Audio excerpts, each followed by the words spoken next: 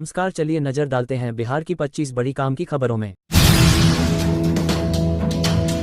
Bihar police के DSP Ranjan Kumar ने पेश की मानवता की मिसाल, घायल बच्चे को पहुंचाया अस्पताल। जी दोस्तों, आमतौर पर पुलिस का नाम आते ही कड़क आवाज और रौबदार चेहरे का एहसास होता है जो समाज से अक्सर दूर रहता हो, लेकिन बिहार के पूर्वी चंपारण जिले के अरेराज के डीएसपी ने पुलिस के रूप में एक अनोखी तस्वीर पेश की है। दरअसल डीएसपी रंजन कुमार ने मानवता की मिसाल पेश करते हुए सड़क हादसे में घायल 1 माह के बच्चे और उसके परिजनों को अस्पताल पहुंचाकर उनकी जान बचाई। स्थानीय लोग भी पुलिस उपाधीक्षक के इस कदम की जमकर सराहना कर रहे हैं। बीपीएससी अभ्यर्थियों के समर्थन पर विपक्षी दलों का राजभवन मार्च, पुलिस ने रोका। जी दोस्तों, बिहार में इन दिनों बीपीएससी अभ्यर्थियों का मुद्दा गरमाया हुआ है। मंगलवार को अभ्यर्थियों की मांग के समर्थन में वामपंथी और कांग्रेस विधायकों ने राजभवन तक का मार्च निकाला, जिसे पुलिस ने रास्ते में ही रोक दिया। माकपा नेता एवं आरा से सांसद सुदामा प्रसाद ने कहा कि वामदल और कांग्रेस के विधायक दल के नेता राजभवन तक मार्च के लिए निकले हैं। हम राज्यपाल को ज्ञापन देंगे कि बीपीएससी परीक्षा का जो प्रश्न पत्र लीक हुआ उसकी अच्छे से जाँच हो और पुनर्परीक्षा कराई जाए। सोनू कुमार, जिसने आत्महत्या की है, उसके परिजनों को बेहतर मुआवजा दिया जाए। प्रश्न पत्र लीक कराने में जो भी अधिकारी दोषी हैं उनको कड़ी से कड़ी सजा दी जाए। बिहार के मुजफ्फरपुर में गांजा पीने से रोका तो गंजेड़ियों ने 4 लोगों पर एसिड फेंक दिया। जी दोस्तों, बिहार के मुजफ्फरपुर के औराई थाना क्षेत्र के सरहंचिया गांव में गांजा पीने से मना किया तो गांव के ही गंजेड़ियों ने एक ही परिवार के 4 लोगों पर एसिड फेंक दिया, जिसमें 3 महिला और 1 पुरुष घायल हो गए हैं। चारों घायलों का इलाज एसकेएमसीएच में चल रहा है, हालांकि चारों आंशिक रूप से घायल हैं। नए साल के आगमन को लेकर एक्शन मोड में सीवान कप्तान। जी दोस्तों, बिहार के सीवान में नए साल के आगमन को लेकर सीवान एसपी अमितेश कुमार एक्शन में मोड में है। सीवान में शराब पीकर जश्न मनाने की नशेड़ियों की मंशा पूरी नहीं होने वाली है। शराब के खिलाफ एक्शन को लेकर एसपी ने सभी थानों को अलर्ट मोड में रखा है। सीवान एसपी खुद बॉर्डर इलाके के चेक पोस्ट और थानों का निरीक्षण भी कर रहे हैं। नशेड़ियों और शराब तस्करों पर पुलिस की पैनी नजर बनी हुई है। राजधानी पटना में मानवता को शर्मसार कर देने का मामला एक बार फिर सामने आया है। जी दोस्तों, राजधानी पटना में मानवता को शर्मसार कर देने का मामला सामने आया है। 2 युवतियों के साथ 7 युवकों के द्वारा दुष्कर्म करने का प्रयास किया गया है। विरोध करने पर युवतियों के साथ मारपीट भी की गई। किसी तरह युवतियों ने पुलिस को इसकी सूचना दी। सूचना मिलने पर पहुंची पुलिस ने दोनों युवतियों को अपने साथ लेकर थाना पहुंची और फिर अस्पताल भेज दिया। दोनों युवतियां पूर्णिया की रहने वाली है। बीपीएससी परीक्षा रद्द करने की मांग को लेकर धरने पर बैठे छात्रों में जगी उम्मीद। जी दोस्तों, बिहार लोक सेवा आयोग की 70वीं प्रारंभिक परीक्षा को रद्द कर पुनर्परीक्षा की मांग को लेकर 14 दिनों से धरने पर बैठे अभ्यर्थियों की उम्मीदें अब जग गई है। छात्रों के प्रतिनिधिमंडल के राज्यपाल और मुख्य सचिव से मिलने के बाद उन्हें आशा जगी है कि कुछ पॉजिटिव परिणाम सामने आएगा। बीपीएससी परीक्षा रद्द मामले को लेकर छात्र आंदोलन बना राजनीतिक अखाड़ा।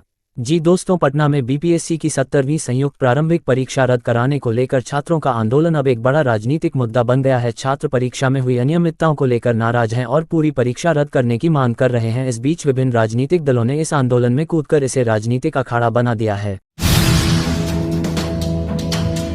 बिहार लोक सेवा आयोग ने 70वीं संयुक्त परीक्षा के तहत बापू परीक्षा परिसर में रद्द की गई परीक्षा के लिए एडमिट कार्ड जारी कर दिया है।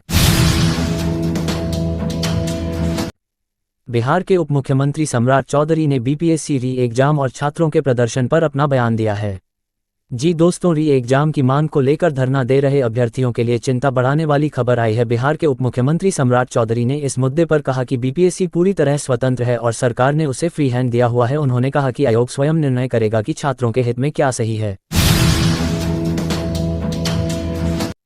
बिहार लोक सेवा आयोग की 70वीं प्रारंभिक परीक्षा रद्द करने पर मंत्री विजय चौधरी का बड़ा बयान।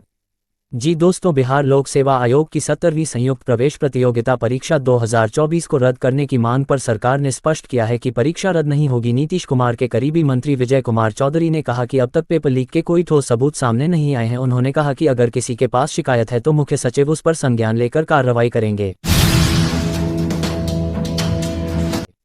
बिहार के सरकारी कर्मचारियों को नीतीश सरकार ने दी खुशखबरी।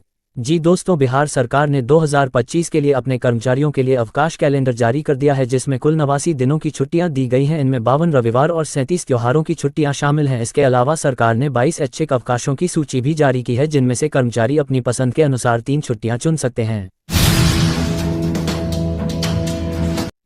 पटना में सिपाही भर्ती फिजिकल टेस्ट में बड़ा खुलासा, 4 अभ्यर्थी गिरफ्तार। जी दोस्तों, पटना में सिपाही भर्ती की प्रक्रिया के दौरान मंगलवार को गर्दनीबाग स्थित फिजिकल परीक्षा सेंटर पर फर्जीवाड़े का मामला सामने आया। 4 अभ्यर्थी फिजिकल टेस्ट देने पहुंचे थे, लेकिन बायोमेट्रिक जांच में अनियमितता पाई गई। 2 अभ्यर्थियों के फेस का मिलान नहीं हुआ, जबकि 2 के फिंगरप्रिंट बायोमेट्रिक अटेंडेंस से मेल नहीं खाए। शक होने पर पुलिस ने चारों से पूछताछ की, जिसमें उन्होंने खुलासा किया कि उन्होंने लिखित परीक्षा स्कॉलरों से दिलवाई थी। बीपीएससी अभ्यर्थियों के समर्थन में आज निकलेगा मशाल जुलूस। जी दोस्तों, संयुक्त छात्र संगठन की ओर से बीपीएससी अभ्यर्थियों के समर्थन में राज्य सरकार के खिलाफ मशाल जुलूस निकालने का ऐलान किया गया है। मंगलवार को पटना कॉलेज में संयुक्त छात्र संगठन की ओर से बैठक आयोजित की गई। बैठक में संगठन के सदस्यों ने कहा कि अनशन पर बैठे बीपीएससी अभ्यर्थियों के समर्थन में बुधवार को राज्य सरकार के खिलाफ मशाल जुलूस निकाला जाएगा। केंद्रीय माध्यमिक शिक्षा बोर्ड की ओर से 10वीं और 12वीं की प्रैक्टिकल परीक्षा 1 से 15 जनवरी के बीच आयोजित की जाएगी। यूजीसी नेट के लिए कल तक मिला आवेदन का मौका।